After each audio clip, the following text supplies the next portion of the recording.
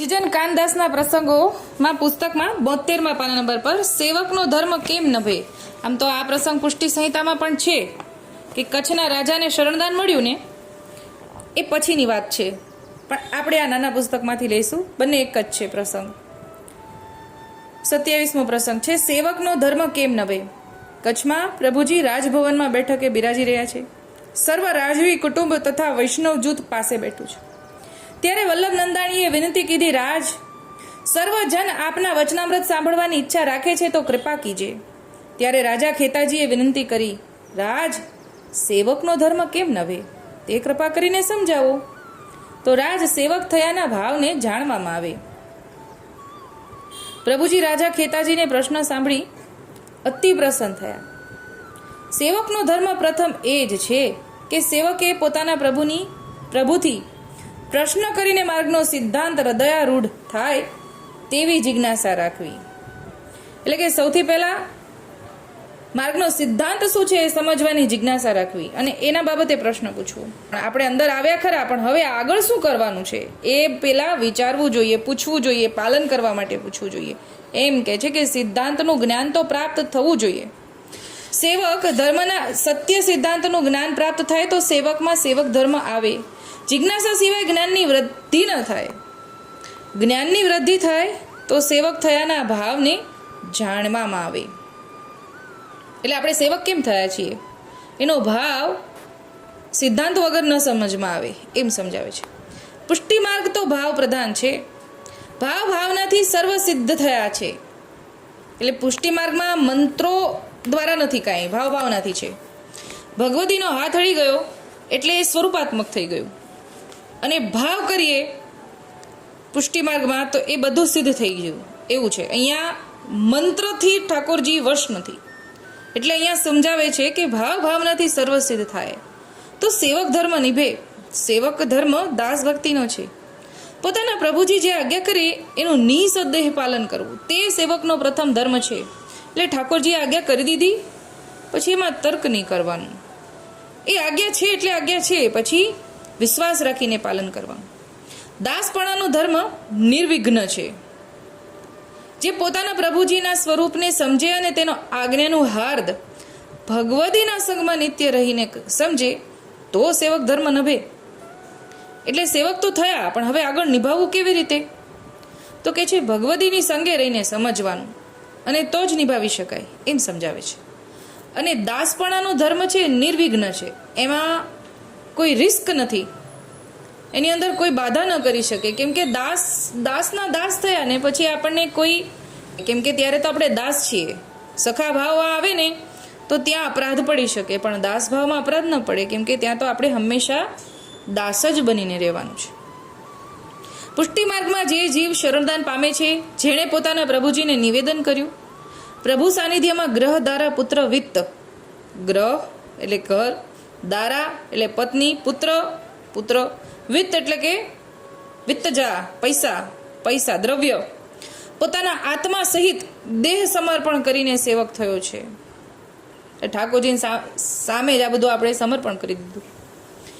તેને ક્યારેય ચિંતા કરવાની રહેતી નથી. સેવકની ચિંતા સ્વામી કરે. સેવકનો ધર્મ જે પોતાના પ્રભુ પોતાની નિજ ઈચ્છા અનુસાર સર્વ કંઈ કરશે તેમ માનીને સદા રહે તો સેવક ધર્મ સદા નભે. એટલે અહીંયા એમ સમજાવે છે કે પછી ઠાકોરજીનું થયું હોય તો ઠાકોરજી જ કરવાના હોય ને આગળ, કેમ કે બધું ઠાકોરજીનું જ છે. એટલે ત્યાં પછી ચિંતા ન કરવાની હોય તો જ સેવક ધર્મ નભે. સેવકે તો પોતાના સ્વામીના સુખનો વિચાર સદા ચિત્તમાં કરતા રહેવું તે જ સેવકપણાનો મુખ્ય ભાવ છે. એટલે આપણે કાંઈ પણ ક્રિયા કરીએ એ ક્રિયામાં ઠાકોરજીને પરિશ્રમ તો નથી પડતો ને એ વિચારવું જોઈએ એમ સમજાવે છે. પ્રભુએ કહ્યું કે રાજન, પુષ્ટિ પુરુષોત્તમ સર્વોપરી છે, તેથી તેના માટે સર્વોપરી ભાવ જોવે.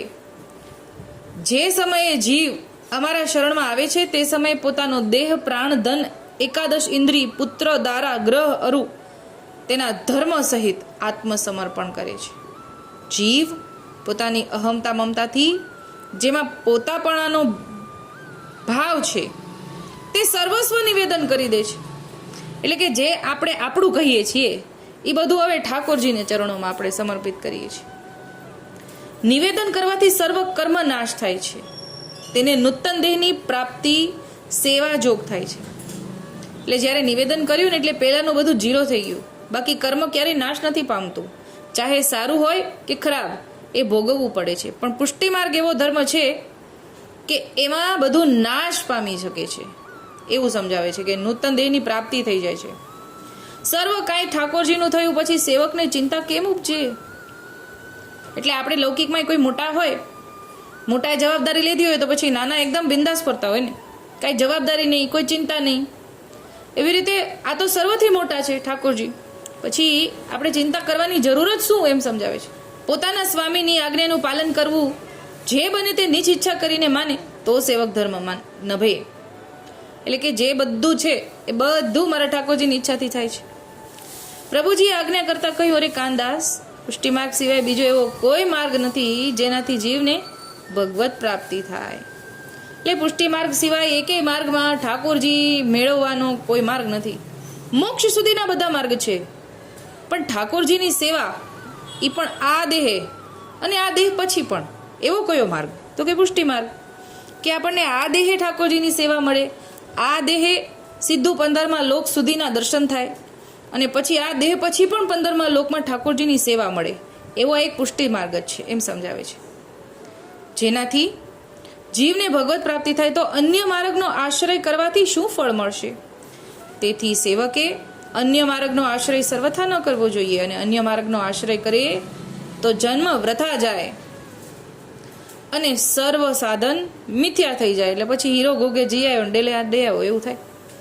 અજ્ઞાન દશામાં જીવથી જે કર્મ થયા હોય તે એક શરણદાન પામીને દ્રઢ આશ્રય પોતાના પ્રભુજીનો રાખવાથી સર્વનાશ પામે. એટલે જાણીએ અજાણીએ કોઈ પણ કર્મ થઈ ગયા હોય બધું નાશ પામી જાય છે. ક્યારે? જ્યારે શરણદાન પામ્યું હોય ત્યારે. પછી જો શરણદાન પામ્યા પછી આપણે શરણદાન ભાવ ન સમજીએ ને, કેમ કે આગળ શું આવ્યું કે ભગવદીના સંગમાં નિત્ય રહીને આજ્ઞાનું હાર્દ સમજવું. જો એ આપણે નથી કરી રહ્યા તો પાછા કર્મ વળગે. પેલા બધું જીરો થઈ ગયું હોય પણ શરણદાન પામ્યા પછી કરતાપણું આવે, શરણદાન પ્રમાણે આપણે આ જીવન ન જીવતા હોય તો એ વૃથા થઈ જાય જન્મ. એમ થાય અહીંયા આજ્ઞા કરી કે અનન્યાશ્રય નથી અને અન્યાશ્રય થાય તો એ જીવ એ જન્મ વૃથા થઈ જાય. આશ્રય ગ્રહણ કરીને માર્ગની પ્રણાલિકા છોડીને ચાલે તો સેવક ધર્મ છૂટી જાય અને મહાદોષવાન જીવ થાય. પુષ્ટિ માર્ગ જે છે તે તો ફલરૂપ માર્ગ છે, જેમાં પહેલા પરિણામનો વિચાર કરીને સિદ્ધાંત બતાવ્યો છે. એટલે કે પહેલા રિઝલ્ટ બતાવી દીધું કે જો અહીંયા જવું છે તો આ માર્ગે ચાલવું પડશે.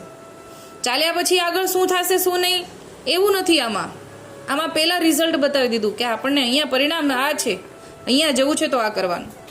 તેથી જીવે પોતાનું મન માન્યું ન વિચારવું એમ છે. નિવેદની જીવનું તો એ મુખ્ય લક્ષણ છે. આ પ્રકારથી ચાલે તો નિવેદન ફલિત થાય.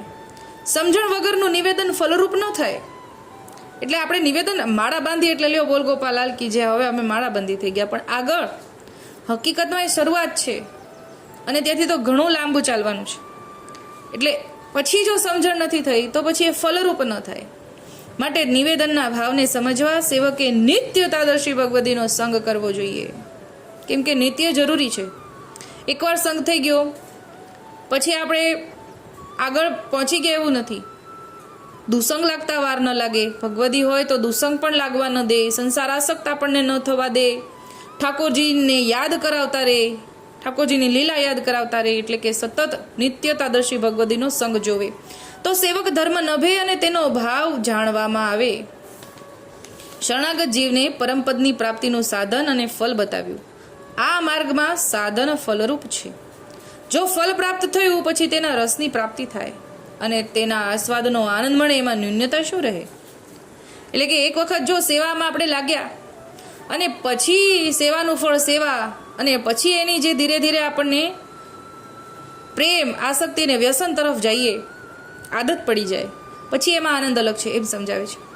અમારી સેવક સૃષ્ટિમાં અમારા સેવકને અમોએ અનન્યતાનું ફલ સિદ્ધ કરીને આપ્યું છે. તે પ્રમાણે ચાલે તો કોઈની બરાબરી ન કરે, દેખાદેખી કરીને ન ચાલે તો સેવક ધર્મ નભે. પુષ્ટિ માર્ગની બરાબરીનો કોઈ માર્ગ નથી તેમ સમજીને પોતાના પ્રભુજીનો દ્રઢ આશ્રય રાખીને રહે તો આ જન્મમાં જ નિહાલ થઈ જાય એવો આ પુષ્ટિ માર્ગ ફલરૂપ છે. અહીંયા આપણને એ સમજાવ્યું કે જ્યારે જીવે શરણદાન પામ્યું ત્યારે કંઈ ચિંતા કરવાની રહેતી નથી, કેમ કે આપણે સમર્પણ કર્યું તો ઠાકોરજી એ શરણદાન પામ્યાની એ જીવની ચિંતા ઠાકોરજી કરે છે.